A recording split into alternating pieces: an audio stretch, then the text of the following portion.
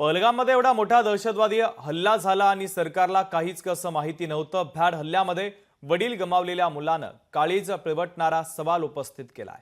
घटनास्थळी पुरेशी सुरक्षा नव्हती। काश्मीरहून परतलेल्या पर्यटकांनी आता दावा केलेला आहे।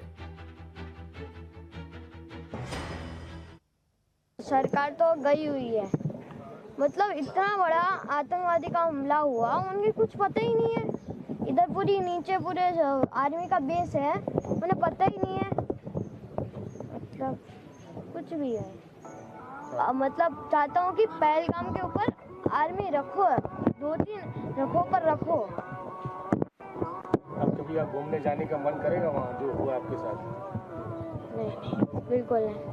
सरकार ઉપર ભરોસો રાખીને મિલિટરી ઉપર ભરોસો રાખીને અમે ઉપર ગયા હતા। ઈસ્ટ મિલિટરી અમને એવું કહે છે કે તમે લોકો ઉપર જાઓ છો શું કામ ફરવા? હું તો એ કહું એ ઓફિસરને પકડો અને એને કહો કે એનાથી આવું બોલાય કેમ? આ છોકરાઓ જ્યાં મિલિટરી મેન મળે ત્યાં સલ્યુટ કરતા હતા। એ લોકોના મનમાં પણ હવે એવી અસર પડી ગઈ છે કે મિલિટરી કઈ છે જ નહીં। આવું સ્ટેટમેન્ટ એને આપ્યું જ કેમ કે તમે લોકો ઉપર ફરવા જાઓ છો શું કામ? જ્યારે આપણા દેશની મિલિટરી આવું કહેશે તો બીજું कोण बोलશે? त्यांचा मित्र असं कोपऱ्यात बसला होता, त्याला बोलवून घेतलं। आजान पडतंय क्या, बोलताय क्या कुछ? आम्ही त्याचा ऐकून पटापट टिकल्या काढून फेकल्या की आम्हाला मारायला नको म्हणून, आणि सगळे अल्लाह अकबर म्हणायला लागलो।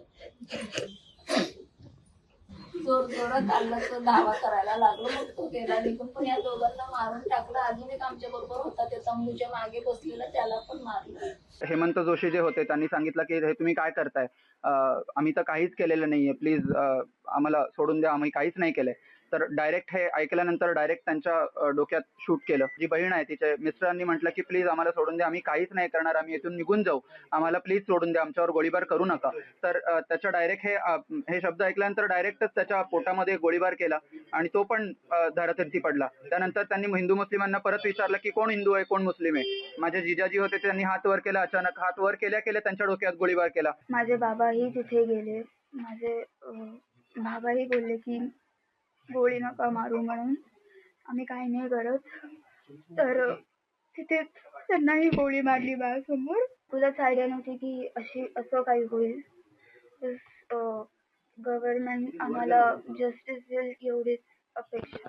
यहाँ भी पिकनिक स्पॉट तक कितने लोग वहाँ मौजूद है? कोई आर्मी या सिक्योरिटी वहाँ थी आसपास? सिक्योरिटी कुछ नहीं है। हाँ, सब ऊपर। लोकशाही मराठी ऐका, पहा, जागरूक रहा।